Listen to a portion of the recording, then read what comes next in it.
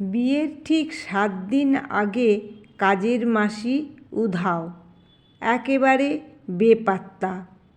ওনার আধার কার্ডের জেরক্স আমাদের কাছে ছিল, ঠিকানা ধরে সেখানে গিয়ে পাওয়া গেল না। আদতে ওই ঠিকানায় কোনো বাড়িই নেই। বোঝা গেল আধার কার্ড ডুপ্লিকেট। খুব বিপদে পড়ে গেল। এমন মানুষ আর পাওয়া যাবে না। সত্যি কথা বলতে এমন ভালো মানুষ অন্তত আমার চোখে পড়েনি। নম্বর দিতে গেলে 100-তে 100, মাঝখানে আর এক ঝামেলা।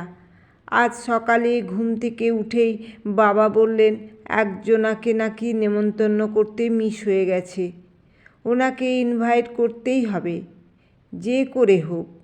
বিরক্ত হয়ে বাবাকে বললাম ফোনে বলে দাও না। শুনে বাবা বিরক্ত হলেন, মনমরা হয়ে সামনে থেকে চলে গেলেন। ঘণ্টাখানেক পরে বুঝলাম আমার বিরাট ভুল হয়েছে। বাবার অবাধ্য হবার ক্ষমতা অন্তত এই জীবনে আমার হবে না। উনি যা বলবেন তাই শোনা উচিত মুখ বুজে। আমি যতই বড় পুলিশ অফিসার হই না কেন। অফিস যাবার আগে বাবার কাছে গিয়ে বললাম, ঠিক আছে, আমার ভুল হয়েছে। কিভাবে নেমন্তন্ন করতে চাইছো?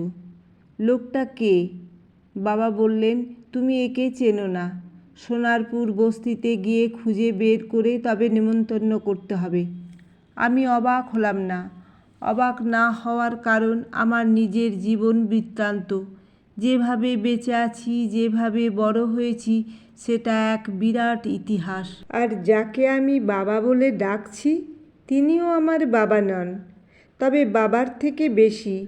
কারণ আমার জন্য উনি ওনার নিজের স্ত্রী এবং 2 পুত্রকে ছেড়ে এসেছেন।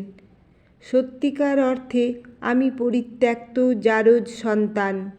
ডাস্টবিন থেকে কুড়িয়ে যাকে বাবা বলছি তিনি মানুষ করেছেন। 13 বছর বয়সে আমার বিয়ে দিতে চেয়েছিলেন পালিতা মা। বাবা বেঁকে বসেছিলেন।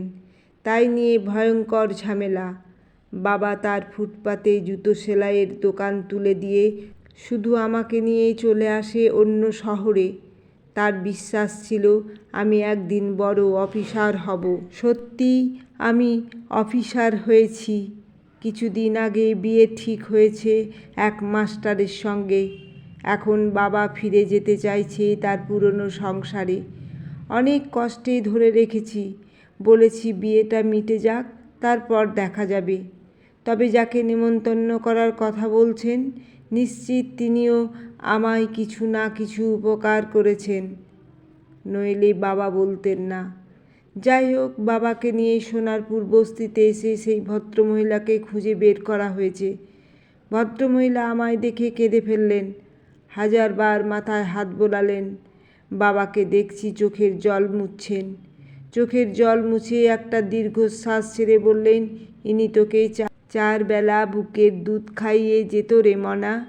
অন্যের বাড়ি কাজ করত, সেই কাজ ফেলে দৌড়ে এসে তোকে দুধ খাইয়ে যেত, নইলে বাঁচতিস না।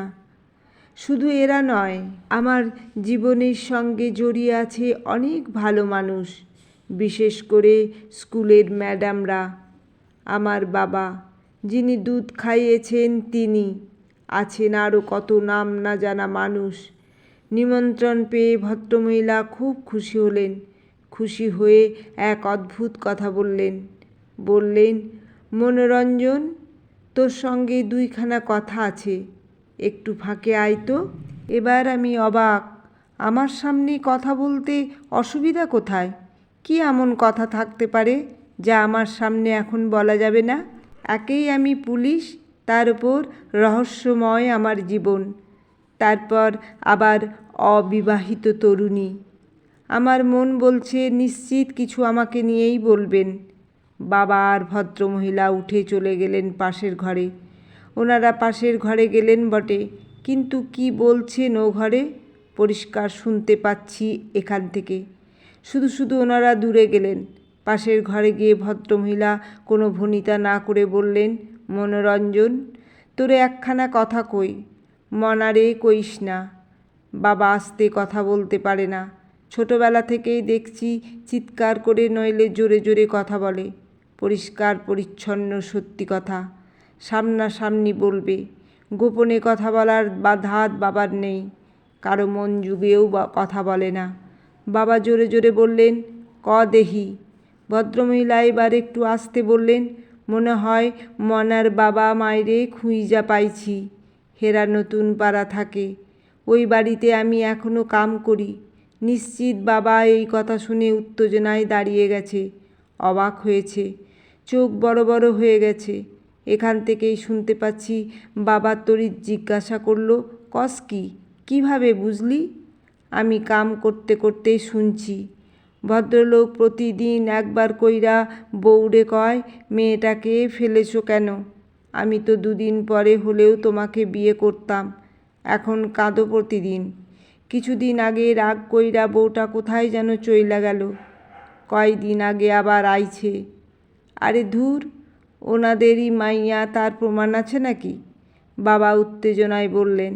এই কথায় ভদ্রমহিলা সম্ভবত হতাশ হলেন, কিন্তু আশা ছাড়লেন না। চাপা গলায় আর একবার বললেন, ওনাদের একখান ছবি চুরি করে আনছি, দেখবা? হঠাৎ আমার কেমন সন্দেহ হলো। দৌড়ে পাশের ঘরে গিয়ে ধীরে ধীরে বললাম, তুমিই আমার আসল মা, আমার জীবনদাত্রী।